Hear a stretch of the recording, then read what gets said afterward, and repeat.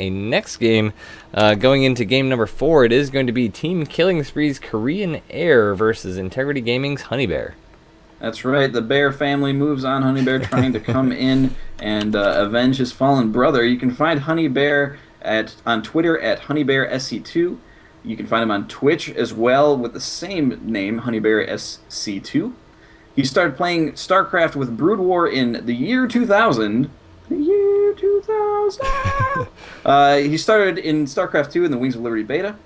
And he got sucked into the StarCraft 2 scene by watching casts and players, decided he wanted to play against the best of the best, and he started playing competitively himself at that point. He's seen consistent growth over the past 4 years of play, getting Grandmasters in 2012 and on one of his alternate accounts, and continues to improve even now. Sounds good, and we do appreciate the team sending us some information. We do like to give out those bios since this is the community team league. We've seen a lot of players over the seasons come into their own through the SC2CTL. Now seeing a lot of players we cast last season that were sort of nobodies, now front runners in WCS, both Challenger and Premier League, and other very large tournaments, the DreamHacks and whatnot. So players definitely working their way up through the StarCraft 2 ranks via team leagues such as this. So cool to have that information to give out, and we appreciate teams getting back to us with that. But with that, ready to jump on into that game number 4. So let's do that delegation on Merry-Go-Round LE in the upper score left. Is 2-1. Yes, the score is 2-1 on Merry-Go-Round LE in the upper left-hand corner. Representing Team Integrity Gaming, wearing red and a bunch of barcodes, it is Honey Bear. And in the 6 o'clock position on this map, the guy that we were fanboying out over at the beginning of this cast, if you were here at the very beginning, it is Team Killing Spree's Korean Air. Yeah, so a little bit of history here for those that weren't tuning in at that time. Korean Air played for Team Gravity last season. Season 1 of SC2CTL had an epic clutch game against Henderlisk when all hope was somewhat a little bit lost as his team was down. Henderlisk coming out thinking they was going to clean up the rest of the match. Korean Air won this amazing clutch game. You can find it on youtube.com/wingnutstarcraft if you would like to see it. It's a pretty cool game. Now with this, with Merry-Go-Round kind of being a 3-player map, there are 3 spawning locations, and Korean Air, not knowing which way to send his original Overlord, has picked the incorrect position, but our friend Barcode Honey Bear here has decided to go the correct route. So he will have information sooner than his opponent. He will have his second Overlord, though, meeting and slapping hands with the Overlord of Honey Bear, so he will, I'm sure, quickly detect the error of his ways and send that Overlord around the other way. This is a pretty cool map. We've seen some neat things going on, especially with the broad range of expansions here. Spawning pool coming down from both players at almost the exact same time, although the difference is gas is coming down from Korean Air. One of the strengths we saw last season from Korean Air obviously was his micro. Saw some pretty insane Ling-Baneling micro battles going up against Henderlist that eventually won him the game. Yeah, so he definitely has the control necessary to pull it out if it comes down to that. We will see. It looks like he is getting that spawning pool down. He's got about 50 gas right now, so he won't be getting that speed. And it looks like he is planning on getting that first. Sometimes you see just slowlings and a baneling nest, and then you pull kind of enough drones to continue some gas flow so that you can make the banelings, but ramping up more your minerals to keep the zerglings coming out. Absolutely, and you know it. It looks like the Zerglings are headed out of the base for Korean Air, wanting to get the aggression on right away. Definitely his style. You know, the sort of mantra of last season 2 was apparently Korean Air plays much better after mowing the grass, as there was a delay last season for him making an appearance because his mother demanded that he go out and take care of his chores and mow the grass, which you know, obviously you should do. But I don't know what it was about that grass, but fresh grass smell definitely gets him in the mood. We'll see what he can do here as 4 Zerglings from Korean Air moving into Honey Bear's base are going to be shoved away by the Zerglings, and the Queen are right there to guard the entrance. That's right. Baneling Nest is about halfway done, so he's just got to keep these lings up here and try not to lose any. whereas our barcoded friend Honey Bear is going to continue to try and shove those back. He's got to be careful with that queen, though. He doesn't want to get it too far off creep. So far, it's fairly similar builds. A Baneling coming down, Baneling Nest coming down from Korean Air. Different likes those Banelings. His speed is about to finish up at the same exact time, so he is going to be making a push up here. Baneling's in production outside the base, but there is an Overlord of Honey Bear outside, so he knows exactly what's coming. Queens guarding that ramp entrance into the main base as if their lives depend on it. But the Zerglings of Korean are going to be able to take some pot shots at that natural expansion hatchery. Queen does pop out, but it is going to almost get surrounded. It finds a nice cozy corner in the minerals there to guard itself, but the Zerglings of Honey Bear running for their lives.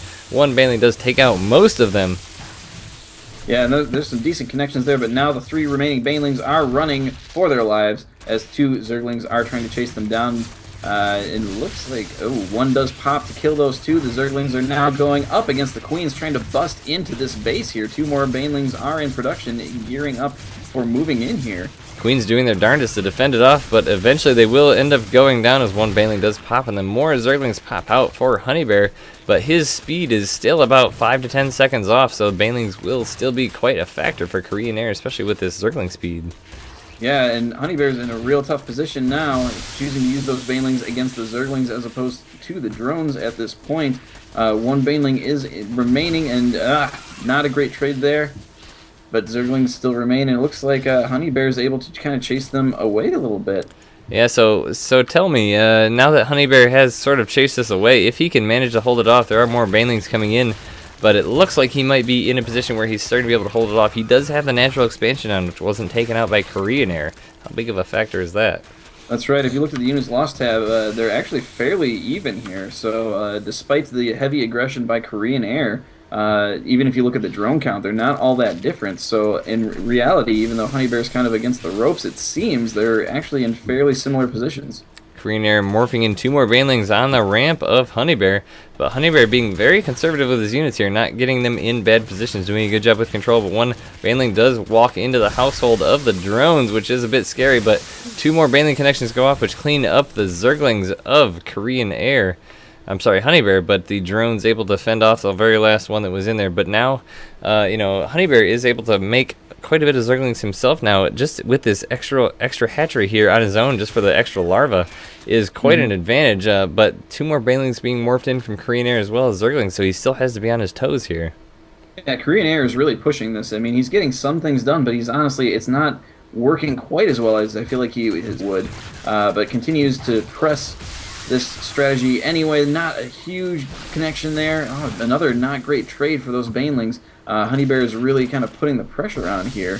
Yeah, wow. I think that's definitely going to be the difference here. Is he's getting a lot of trades, 1 Zergling for 1 Baneling, which is definitely not going to be good, as those Banelings are pretty darn expensive, especially with the mining capacity of Honey Bear here, as he does have a 2 drone advantage. Korean Air putting all of his resources into these Zerglings and Banelings.